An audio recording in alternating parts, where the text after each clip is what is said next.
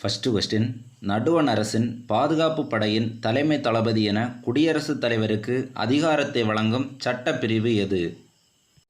சட்டப்பிரிவு 53(2). Second question, குடியரசுத் தலைவர் தன்னுடைய பணித்துறப்பு கடிதத்தை யாரிடம் வழங்கலாம்?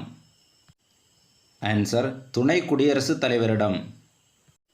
தேர்டு கொஸ்டின், குடியரசுத் தலைவரின் மீது அரசியலமைப்பை மீறிய குற்றம் நிரூபிக்கப்பட்டால் எந்த சட்டப்பிரிவின் கீழ் பதவி நீக்கம் செய்யப்படுவார்? ஆன்சர், சட்டப்பிரிவு 61. ஃபோர்த்து கொஸ்டின், சட்டப்பிரிவு 63 படி நாட்டின் இரண்டாவது உயர்ந்த பதவியை வகிப்பவர் யார்? ஆன்சர், துணை குடியரசுத் தலைவர். ஃபிஃப்த்து கொஸ்டின், இந்தியாவின் முதல் துணை குடியரசுத் தலைவர் யார்? Answer, doctor Radhakrishnan. Sixth question, துணை குடியரசுத் தலைவராக பதவி வகிக்க எத்தனை வயது பூர்த்தி அடைந்தவராக இருத்தல் வேண்டும்? ஆன்சர், 35 வயது.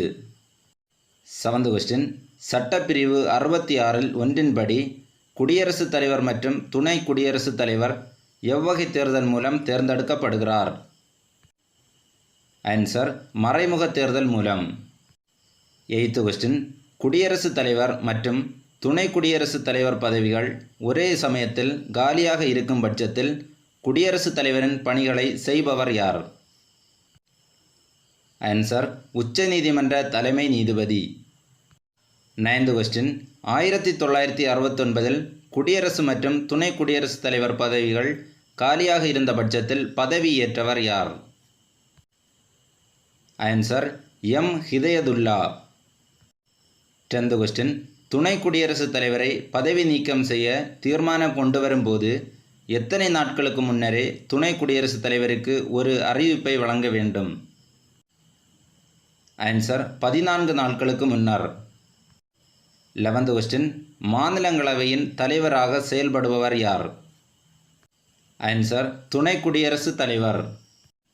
12th கொஸ்டின், குடியரசுத் தலைவர் இல்லாதபோது துணை குடியரசுத் தலைவர் அதிகபட்சமாக எத்தனை மாதம் அவரது பணியை கவனிப்பார்? ஆன்சர், 6 மாதம். 13th கொஸ்டின், மாநிலங்களவையில் சட்ட மசோதாவின் மீது வாக்கெடுப்பு சமநிலையில் இருக்கும் பொழுது எந்த சட்டப்பிரிவை பயன்படுத்தி துணை குடியரசுத் தலைவர் வாக்களிக்கலாம்? ஆன்சர், சட்டப்பிரிவு 100.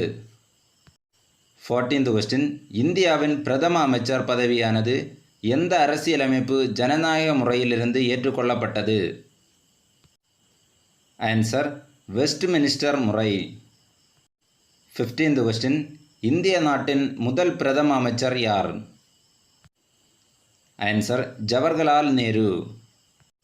16th கொஸ்டின், பிரதம அமைச்சரின் கடமைகள் பற்றி குறிக்கும் அரசியலமைப்பு சட்டப்பிரிவு எது? ஆன்சர், சட்டப்பிரிவு 78. 17th கொஸ்டின், ராஜ்யசபா என்றழைக்கப்படும் மாநிலங்களவை எத்தனை உறுப்பினர்களை கொண்டுள்ளது? ஆன்சர், 250 உறுப்பினர்களை கொண்டுள்ளது. 18th கொஸ்டின், ராஜ்யசபாவில் மாநில சட்டமன்ற உறுப்பினர்கள் மற்றும் யூனியன் பிரதேச சட்டமன்ற உறுப்பினர்கள் மொத்தம் எத்தனை பேர்? ஆன்சர், 238 உறுப்பினர்கள்.